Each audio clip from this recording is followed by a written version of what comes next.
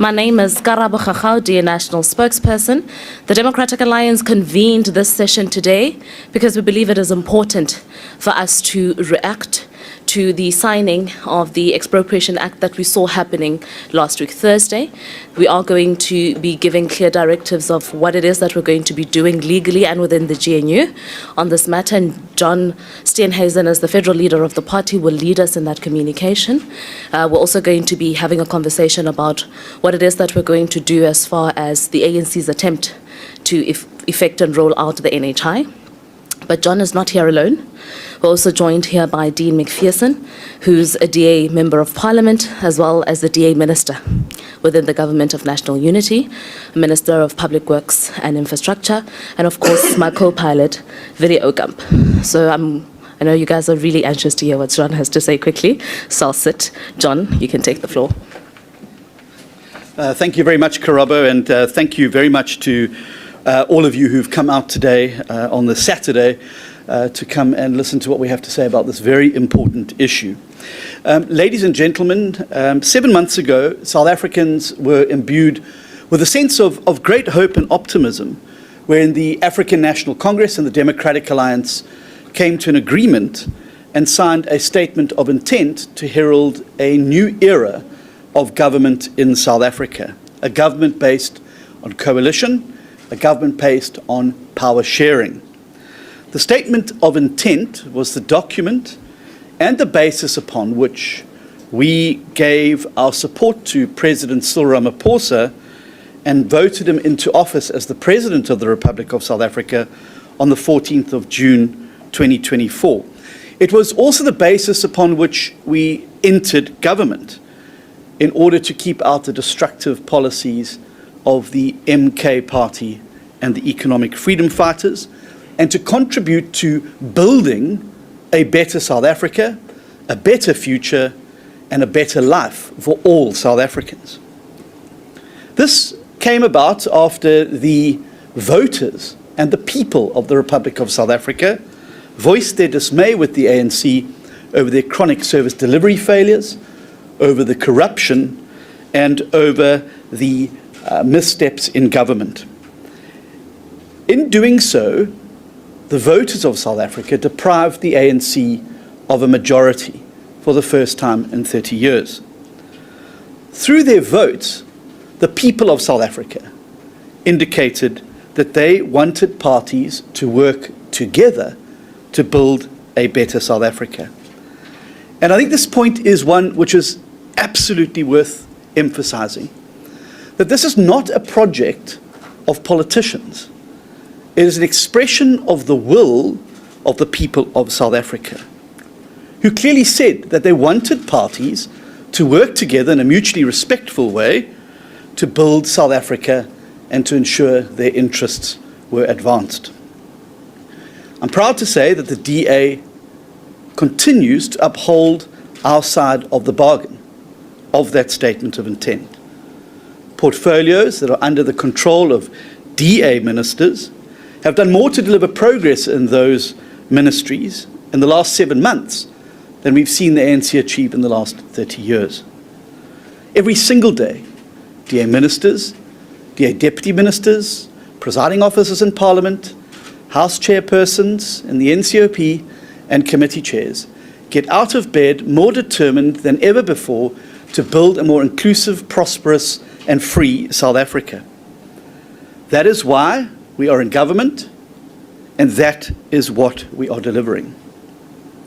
And this is precisely because we have heard the cry of the people for constructive cooperation, that the DA treats our fellow coalition partners and colleagues from other parties in a 10-party GNU with respect, making constructive suggestions aimed at resolving disagreements rather than inflaming them.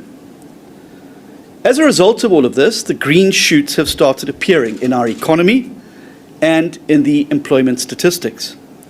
The rand is strengthened, and international analysts have hailed the formation of the GNU as South Africa's most significant moment since 1994. The recent World Economic Forum in Davos, from which I've returned from this morning, reflected the positive attitude of the world towards this magnificent political development.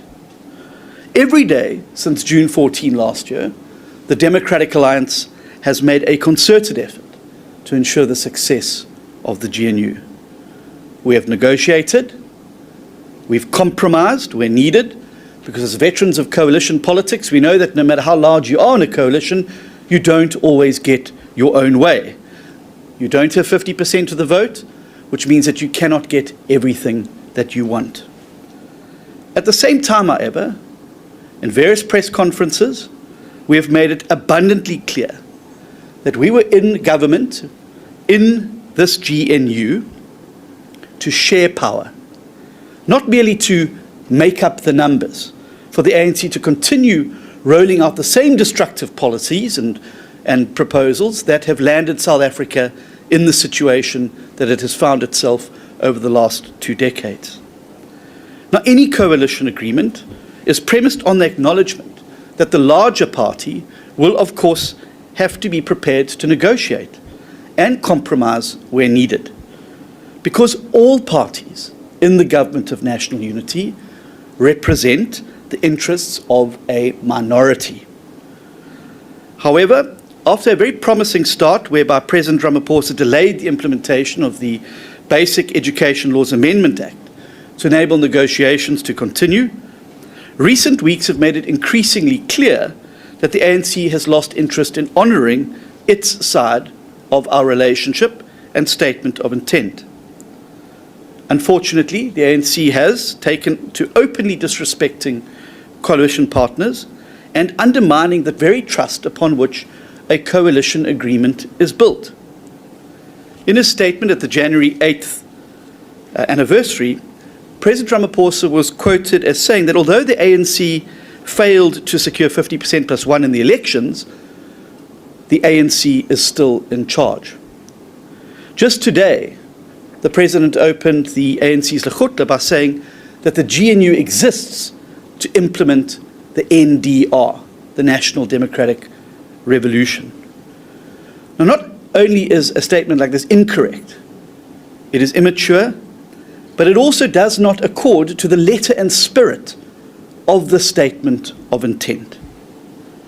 Unfortunately, however, it does accord with behaviour of recent weeks. In the last week, the President not only disregarded the very serious constitutional objections raised by the Minister of Public Works and Infrastructure, Minister Dean Macpherson, over the Expropriation Bill, but he failed to even have the courtesy to inform the Minister about when he intended to sign the bill into force.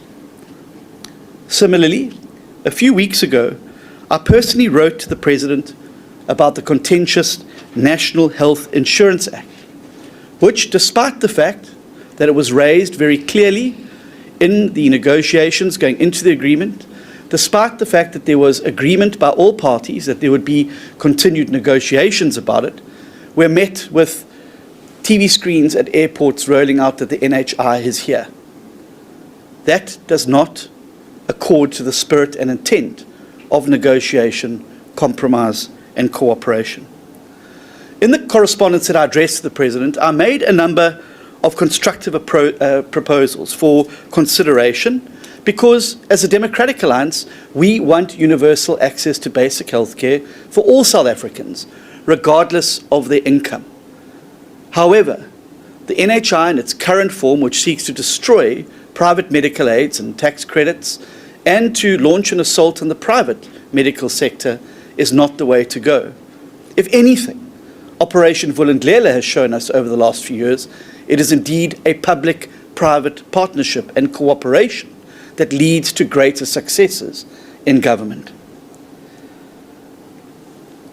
I made a number of these constructive proposals, which set out very clearly our position on the matter, and I asked for a meeting with the President to further engage ahead of the upcoming Cabinet Lekgotla to prevent a repeat of the events from the previous Lekgotla, where we vehemently objected to the inclusion of the NHI targets in the documentation. Amazingly, the President refused to even meet with the leader of the largest party in the coalition to discuss the single most critical issue for the future of the GNU and for the future of South Africa. Instead, my letter was simply waved away and sent into the abyss of the Health Department.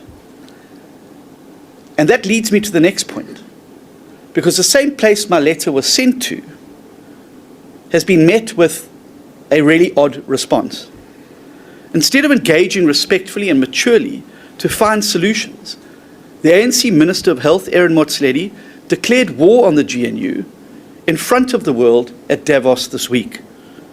Motsoaledi told world leaders assembled at the World Economic Forum that he is fighting what he called a war against the people of South Africa who don't want their private medical aids expropriated and who don't want higher taxes to fund a new looting scheme and who don't want to see our healthcare system in South Africa destroyed. This is not how mature colleagues behave, that is not how you negotiate, and that is not how you compromise. It is arrogant and it is deeply disrespectful, not only to the Democratic Alliance, but to the other parties, to the Government of National Unity, who have also expressed their concerns about the NHI and who are also patiently waiting for a negotiation around this particular matter. It is a symptom of a continued lack of respect accorded to coalition partners as well as to the founding agreement. And most importantly, from international experience and local experience, this is not how healthy coalitions work. Whether the ANC likes it or not, the stability of this government, as well as the security of the President's own position, depends entirely on the relationship between the two largest parties to the Government of National Unity. In keeping with our mature approach to coalition government, the Democratic Alliance is therefore urgently seeking to pursue a reset in this relationship. To do so, I yesterday wrote directly to President Ramaphosa to do the following things: to object in the strongest possible terms to the fact that he simply signed the Expropriation Act this week in contravention of a clear legal opinion and concerns submitted by the Minister of Public Works that the act is in fact unconstitutional and could quite easily be remedied by sending it back to Parliament. Secondly, to note the DA's implacable opposition to the inclusion of the NHI, and particularly the proposals to start to move to eliminate private medical aid and the continued assault on the private healthcare sector in South Africa contained in the documentation of the Medium-Term Development Plan, with, of course, the accompanying budgetary implications of this. Bear in mind again, we are in government to see economic growth and job creation and an end to poverty in South Africa. Every policy, every law, every initiative by government should be measured through the lens of the following things. Will this help grow the economy? Will it create jobs? And will it help lift more South Africans out of poverty? And finally, to record the failure to set up now an effective dispute resolution mechanism, as well as the clear abuse of the clearinghouse mechanism, which still does not have adopted terms of reference going forward. But most importantly, I notified the President that I was now invoking Section 19 of the Statement of Intent. Clause 19 was specifically put in place to deal with situations where disagreements within the coalition arose. Clause 19 codifies the procedure to be followed when differences arise between parties to the Government of National Unity. Clause 19.3 states, and I quote, "Sufficient consensus exists when parties to the GNU representing 60% of seats in the National Assembly agree," unquote. The only parties that represent 60% of the seats in the National Assembly are the African National Congress and the Democratic Alliance. In the event of a lack of sufficient consensus, the Statement of Intent in Clause 20 continues, the parties to the GNU shall also establish dispute resolution or deadlock breaking mechanisms in instances where sufficient consensus is not reached. The President needs to accept, along with his party, that the ANC does not have a majority in South Africa. They are now just another minority party, and that the DA are partners in the GNU. We won over 3.5 million votes in the last election, and we are in government to represent our voters and to rescue South Africa by growing the economy and creating jobs and ending poverty. If we cannot fulfill this mandate within the GNU and are treated merely as a doormat or treated as simply there to make up the numbers, we have to seriously consider our next steps. The DA, and I want to be very clear about this, the DA will not be reduced to being mere spectators in a government of which we bring a large part of the seats.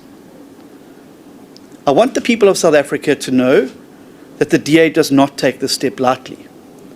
We understand the grave implications, not only for politics, but for the future of governance in South Africa.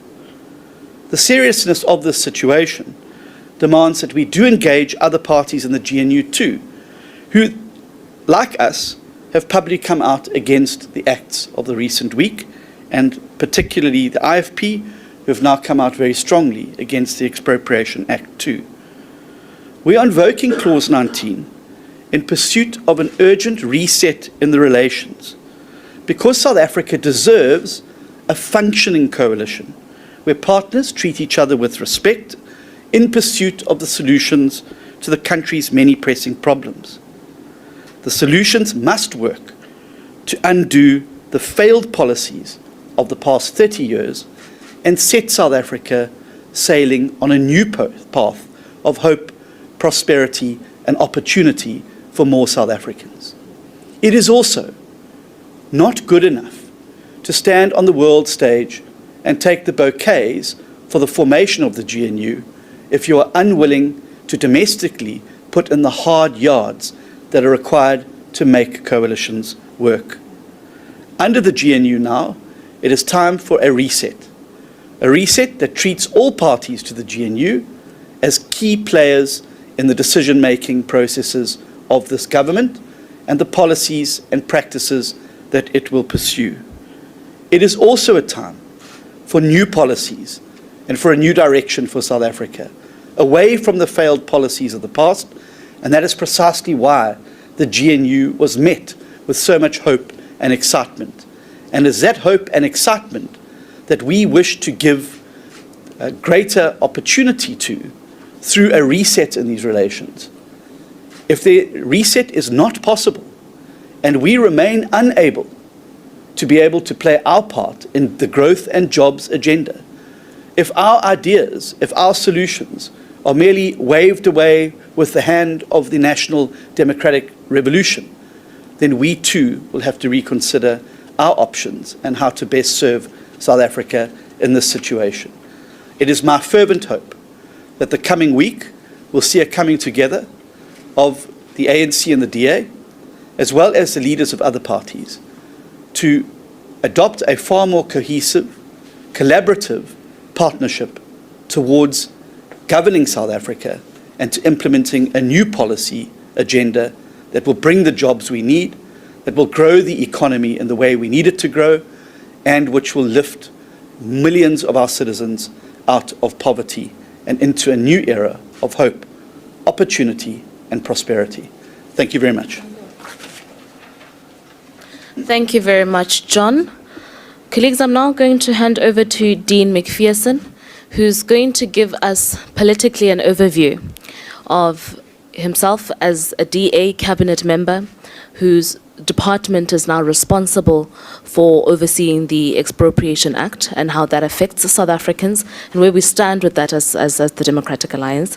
Dean, I'm going to hand over to you now. Thank you very much, Karabo, and to John, our leader, and colleagues here.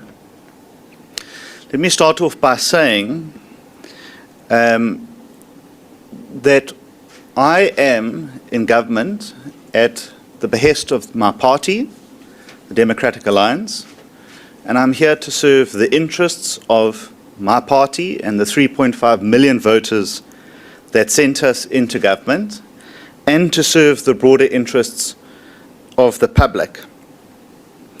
And one of my priorities is to always ensure that the Constitution is upheld, respected, and implemented.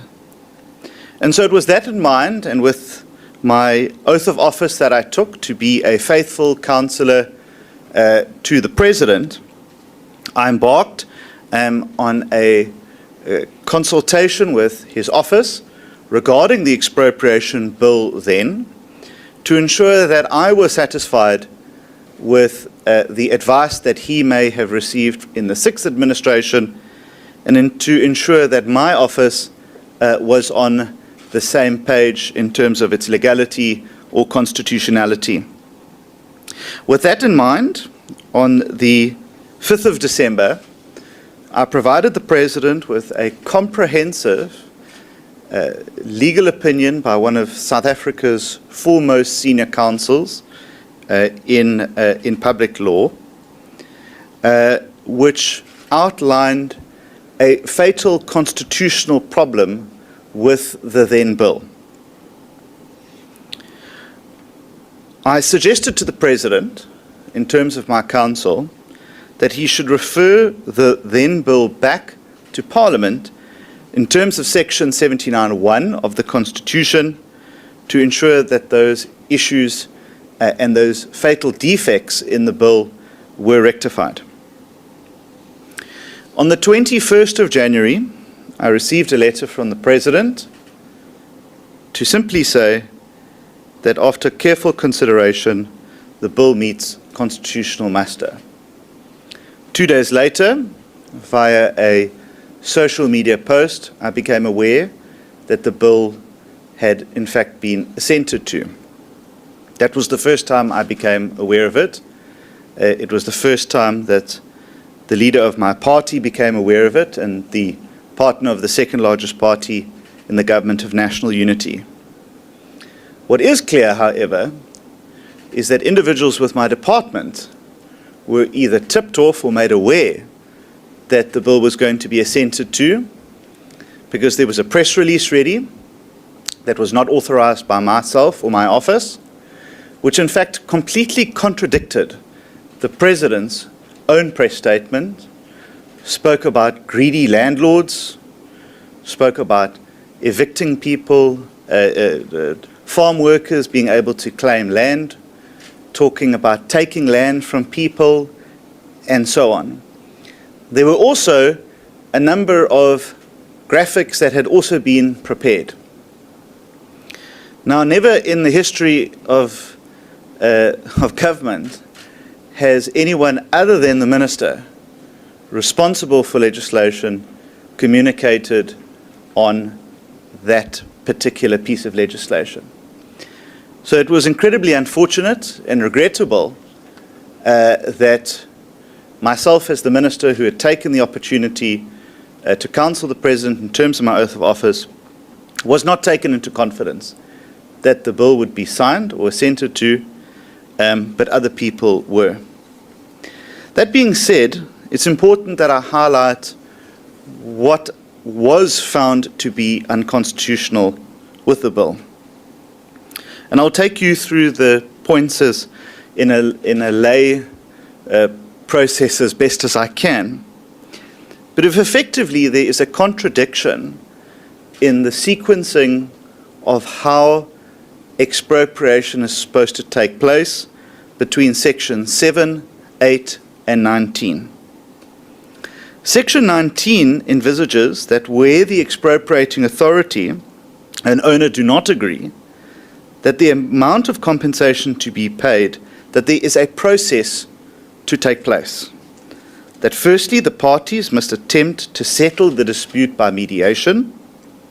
If they are unable to settle the dispute by mediation, either party may, within 180 days of the date of the notice of expropriation, institute proceedings for a court to decide or approve the amount of just and equitable compensation. So either parties can follow that process. The disputing party may, within 90 days of the date of the notice, request the expropriating authority to institute such proceedings. So the authority, the expropriating authority or the government, would have to go to court to get the court to determine just and equitable compensation. It's clear from these provisions that the envisaged process to determine the amount of compensation must be instituted within 180 days, but Sections 7 and 8 require that by the time notice of expropriation is issued and served, the amount of compensation must already have been determined, and that the court process to approve or to determine the amount referred to in Section 19 is that contemplated by Section 8. Effectively, once that amount has been determined in terms of the 7 and 8 process, the individual who is affected must then go to court and go through the court process, which severely disadvantages them. It's very clear that both processes can't exist, that they are irreconcilable with an internal conflict between the provisions of 7 and 8 on the one hand and the provisions of Section 19 on the other hand. Let me put it differently, if I may. On the one hand, the amount of compensation must be finally determined before a decision to expropriate is made and a notice of expropriation is served. On the other hand, any court proceedings to decide or approve the amount of compensation, properly interpreted, may be made only after the notice of expropriation has served. It's quite clear then that the conflicting provisions are irreconcilable with each other and are thus unworkable, rendering the Expropriation Bill and Act irrational, vague, and unconstitutional. The Expropriation Bill, just for that reason, is unconstitutional. The unconstitutionality that has been identified is on a range of levels, lead to other constitutional concerns that were previously identified in legal opinions provided to Parliament. So, these are just some of the examples of the constitutional problems in this Act, which could arise after any amendment of the bill to Parliament to cure the constitutional defect, which is why we suggested to the President that in terms of Section 79(1), that issue is confined and dealt with. And it was on that basis that I advised the President that the bill is unconstitutional. Ladies and gentlemen, that is not a matter of interpretation, but it is a matter of fact. You cannot have two contradictory processes to determine expropriation contained in one bill. It can only be one or the other. Now, I think it's important to also state that, as I said, I wasn't made aware of what these outcomes were. We had a plan to rectify it and to fix it. It was easily done. That the leader of the Democratic Alliance has now declared a dispute in terms of Section 19.3 of the Statement of Intent, and that must now be decided on the way forward. What I will say is that I think that legislation is far too important to be dealt with through acts of bad faith. I think that we cannot have situations where what happened this week becomes a norm or allowed to happen. We are partners. We are equal partners. and equal partners need to treat each other with respect and mutual respect. It cannot be that we have our own colleagues that seek to undermine, bomb the ship, and attempt to claim political mileage through these processes. That is why it was important that I went publicly and said that I will respect the foundations of the Constitution, that private property that the rights for any South African to own private property and for that property to be guaranteed will be non-negotiable for myself in terms of Section 25 of the Constitution. It is non-negotiable. And I'm not sure why so many people are angry by that, because they either don't believe or respect Section 25 of the Constitution, or they actually believe that the Expropriation Act is a foreground to land grabs, which is what some in the ANC have tried to paint this as, in order to try and find favour with voters in the MKP or the EFF that they lost. And interestingly, even they have rejected that act. So whatever they're trying to do publicly is not working. So I will leave it there, Karabo and Willie, and obviously happy to take any further questions. And I hope that that does provide some background as to how we arrived in today's situation. Thank you. Thank you very much, Dean. Now, colleagues, I'm going to hand over to my co-pilot, Willie Aucamp, who's going to facilitate our Q&A session, and he'll explain to you how we're going to do that. Willie?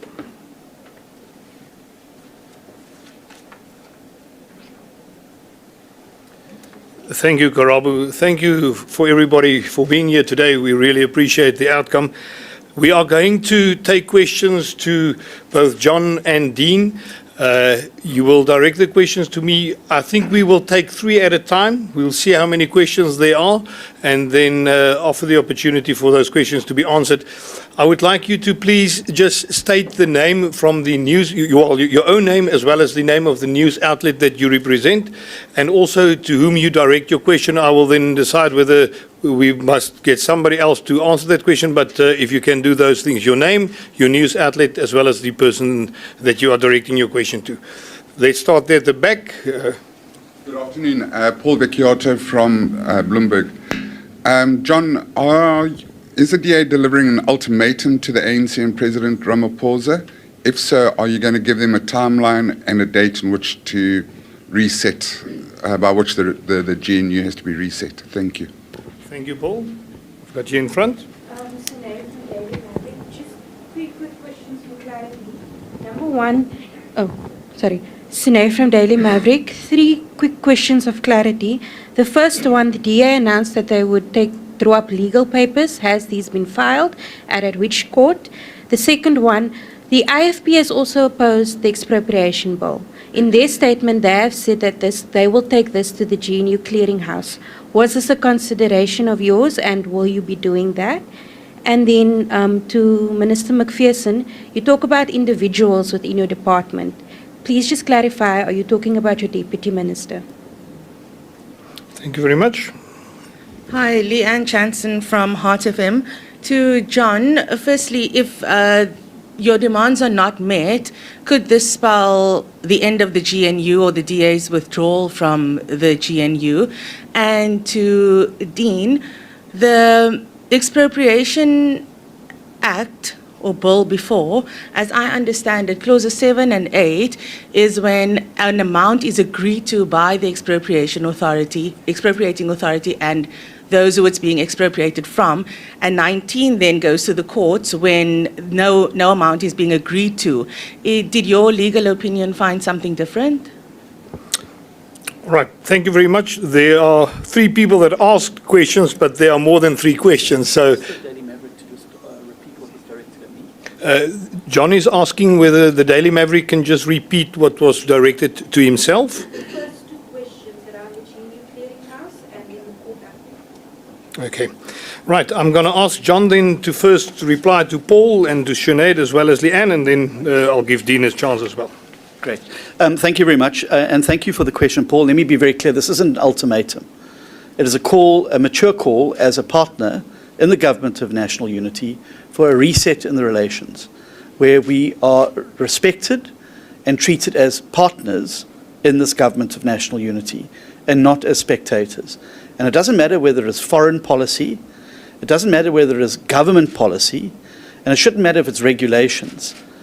This administration is not a continuation of the Sixth administration. The Sixth administration was an administration led by an ANC majority government. This administration is now part of a Government of National Unity. And therefore, to expect us, as a new administration, to come in, to simply slipstream into everything that the Sixth administration did, is fanciful and is simply not based in the realities of how government changes work.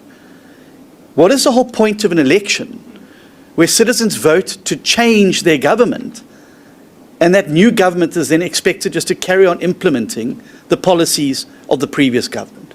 The people of South Africa in this last election chose change, and they behoved us as political parties to work constructively together in partnership to be able to do right by them and do right by South Africa. And it was that basis that we walked in. So this isn't an ultimatum. Partners don't give each other ultimatums. But this is a very clear call for a mature reset in the relationships within the Government of National Unity, so that all of us can feel part of the decision-making and feel heard. And I want to be clear, I don't have 50% plus one in the coalition. And I've made it very clear to my own party that we will not get everything we want. And we have been prepared to compromise on many instances already within the GNU, and we're prepared to compromise going forward. But compromise cannot be borne by one party or one set of parties alone. The burden of compromise must rest with all parties in a coalition. And so there is no natural deadline and no natural ultimatum. However, I would say this: a medium-term development plan needs to be passed. A budget needs to be passed a little bit later this year. And if the Democratic Alliance is not satisfied that we have been included and our voice has been heard, those will be the backstops that I imagine would exist for any government, whether it's a coalition government in Germany, whether it's a coalition government in India, or whether it's a coalition government anywhere in the world, that where parties cannot find the compromise that's needed, that those governments then are unable to pass budgets and unable to pass medium-term development plans. Sine, thanks very much for your question. Obviously, we want in the medium-term development plan to have our voice heard, and that is why we have been participating. It's why we've sent comprehensive inputs at every single stage of the process about areas where we think we can create jobs and grow the economy. Now, let me be clear. The clearinghouse is no substitute for the very important Section 19 that was included in the original statement of intent. The clearinghouse has got no clear terms of reference that have been adopted yet, and so it is a very strange way of trying to deal with a particular problem. We're happy to talk in whatever forums, but we are now invoking Section 19, which was specifically agreed to by all parties who signed the statement of intent. Let me be clear. Nobody was forced to sign the statement of intent. Every party, from the ANC to the DA to every one of the other 8 parties, signed that statement of intent. And in signing that, they bound themselves to Section 19 as a dispute resolution mechanism within the GNU. It's very clear now that despite the fact that the DA within government, through its minister, raised concerns, not only raised concerns, provided a very clear alternative pathway where we could end up with an expropriation bill that passed constitutional muster and which protected property rights and gave true effect to Section 25 of the Constitution and outlined what that process can be. Like the letter I sent on the NHI, it simply was brushed away.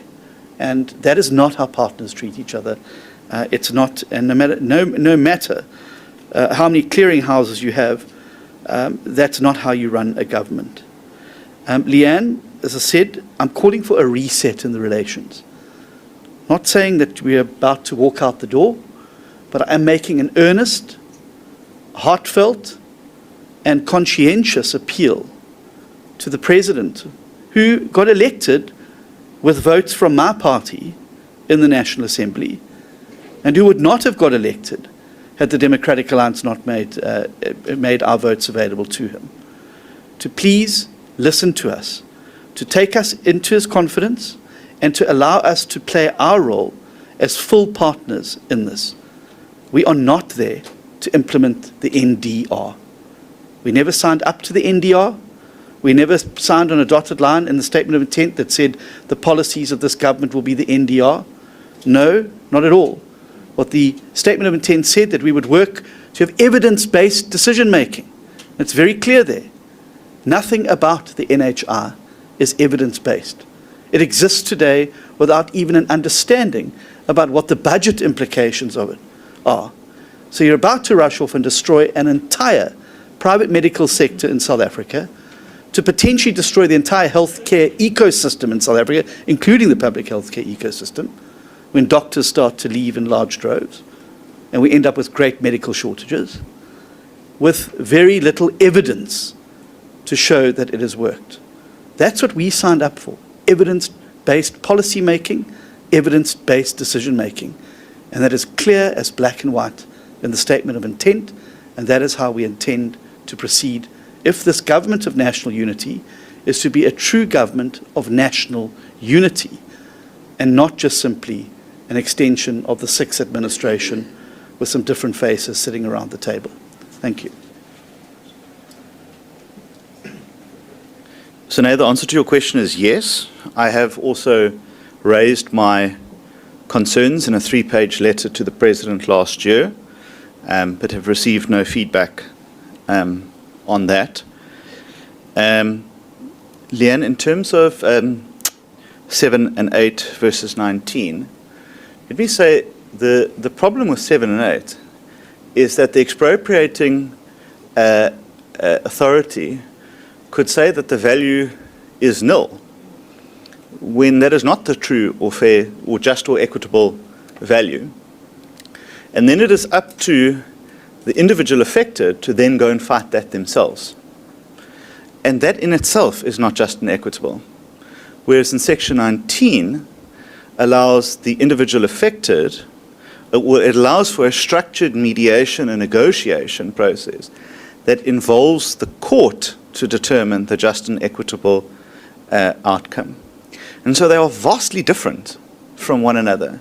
In fact, they are, I would dare to say, polar opposite. And for whatever reason, they thought it was wise to have two contradictory sequence of expropriation to take place. And that's why I'm saying it's not my opinion whether it's unconstitutional or not. By its very own obvious contradictions, it is unlawful and unconstitutional. And I'm not a lawyer, as many of you know, but I also know that in law you can't have two contradicting sections in a law, because what does the court do in that instance? And so this is now bound for court, just on that basis.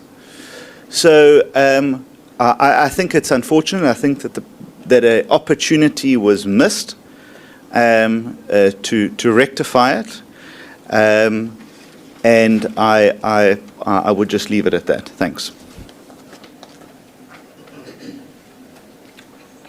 Thank you, John. Thank you, Dean. Let's have a second round of questions. 1, 2, 3. Let's start here with you. Abongwe Kobokana from the SABC Radio News. The leader of the FF Plus, Dr.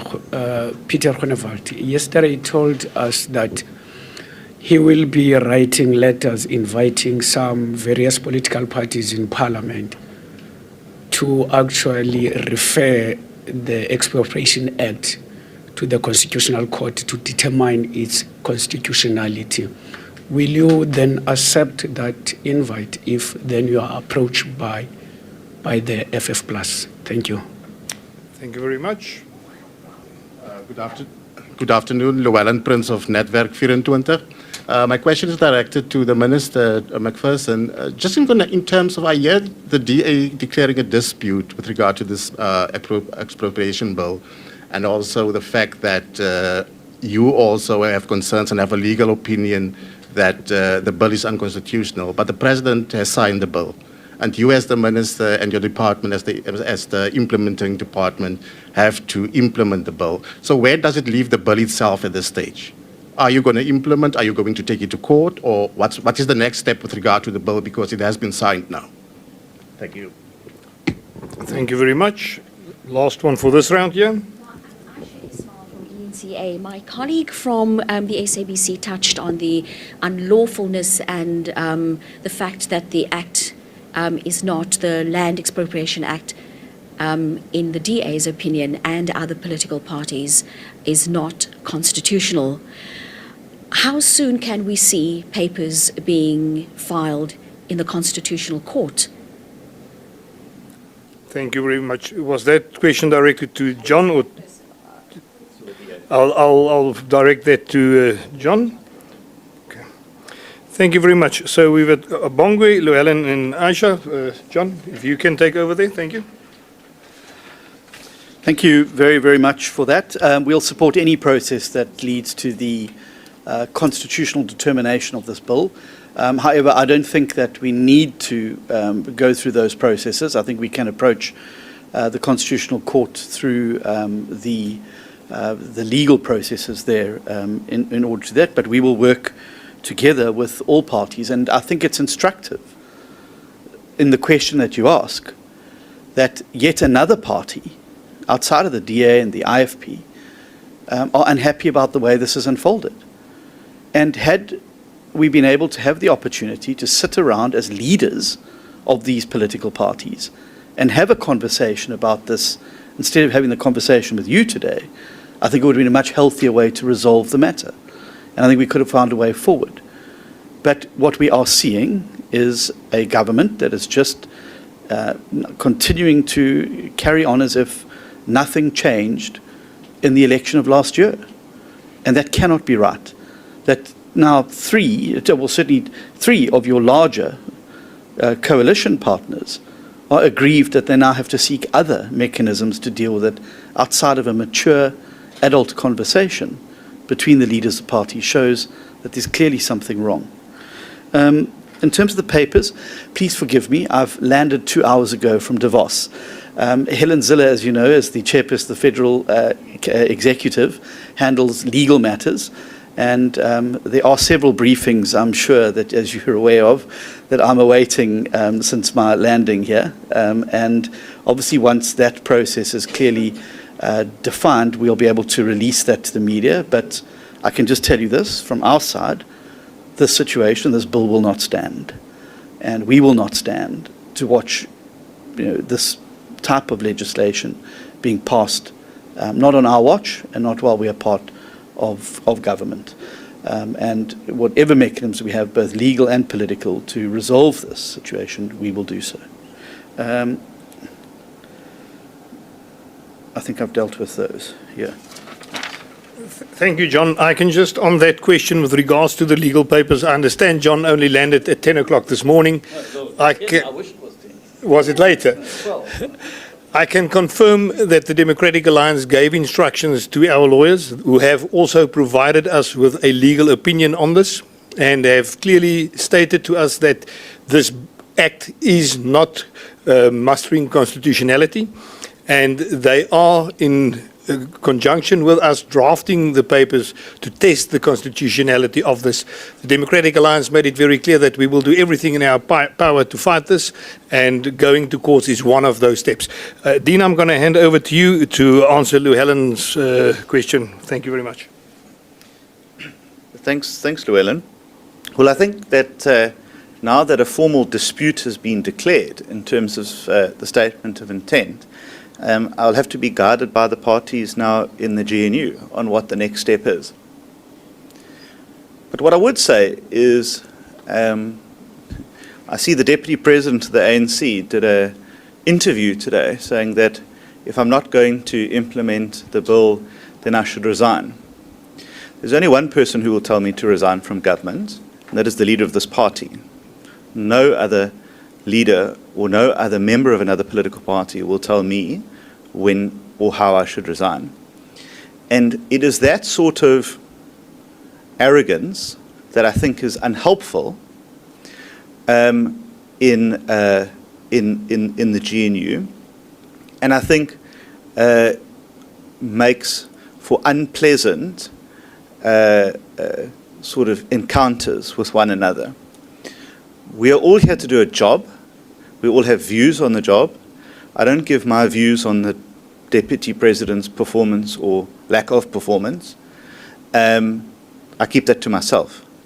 And I think that other colleagues should probably consider that as well when they put on their political T-shirts and cast their views on what one another should do. Thank you very much, Dean. Let's have a third round of questions. Can I have a hand? Paul there at the back again. Hi, Paul Becchiato from Bloomberg again. Dean, does this situation put you in a bit of a bind as a minister? Because on the one hand, you have to kind of enforce what the president's signed off, but on the other hand, your party is quite opposed to it. How are you going to navigate this? Are you going to enforce this act or not? Thank you very much, Paul. Any other questions? Yes? My name is... Sorry, just wait for the mic. My name is Thabo Mugoni. I work for the Sunday Times. John, with the dispute that you've just declared now, are you then saying that as far as you are concerned, the implementation of the Act should be put on hold until this dispute is settled? Is that my correct understanding? Thank you very much. Any other questions? It seems then that for now, there's another one here. Thank you very much. Sorry, just wait for the mic for a second. There you go. If you can take the mic. I'm Melika Zagagana from Eyewitness News. I'm sure that it has reached your ears that yesterday SAPS launched an investigation on 2 MMCs at the city of Cape Town. Will there be any reaction today on that? Okay, thank you very much. I'm going to give to Dean just first to quickly answer Paul's question and then to John.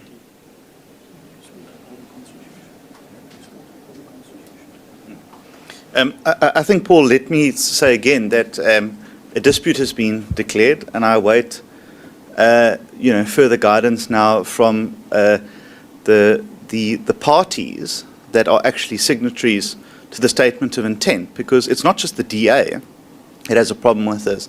There's at least 2 other parties and maybe another one that has a problem with this. So I think that it requires political guidance, and so we will go from there. Thanks.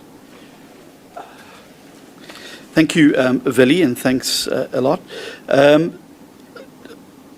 We've declared a dispute now, and Thabo, and it'll be up to the parties, the leaders of the parties now, to decide how we go forward. And that's kind of what I'm asking for today, is that let's talk about these things before decisions are made. If we had been able to get into a room and have a discussion about this, the president had said, look, I've heard your concerns from your guys' side, but these are my reasons for proceeding. Perhaps we could be in a different place today. But the first I heard about this bill being signed was on social media when somebody showed me a tweet that had gone out. And I don't think that's how we treat our fellow partners in this great project of ours, of the GNU. And so it'll be up to those leaders. I'm not going to prescribe to them from this podium how it should proceed, but I'm saying, Mr. President, we need to talk, and we need to find a better way of ensuring that we give true effect to what the voters wanted from the 7th administration, which was change and a new way of doing things. Thank you very much for your question from EWN. Yes, I was alerted yesterday evening in transit back from Davos whilst in London, and I was sent a very brief message from Mayor Hill Lewis that the Hawks had undertaken raids at Alderman J.P. Smith and Alderman Xanthia Limburg's office yesterday. The Mayor informed me that he has asked for a full briefing from the SAPS on what the nature of the raid was for and what the nature of the investigation is about. Once he has received that, he'll be able to brief me more fully, and we'll be able to make a more definitive statement going forward. I will, however, say this, that wherever instances of wrongdoing that involve DA public representatives have been raised, once it has reached the substantive phase and there is prima facie evidence of wrongdoing, the DA has moved, in all cases, to suspend and in many cases remove those public representatives. And I want to assure you that within this matter, once the facts have emerged, once the prima facie evidence is on the table, we will have a more determined way about how we proceed going forward.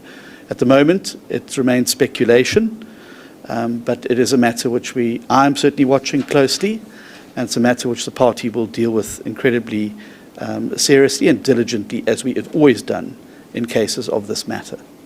Thank you. Thank you very much, John.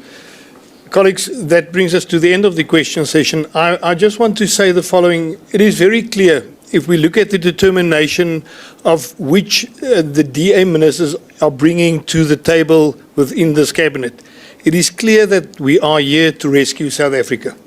Everything that we do within this government of national unity and as a party in committees in Parliament is based on two things. Will this grow the economy, and will this lower the unemployment rate? We've got to grow the economy and got to create jobs. The signing of this bill is definitely not a step into that direction. It's definitely jeopardizing the trust to South Africa out there from foreign investors.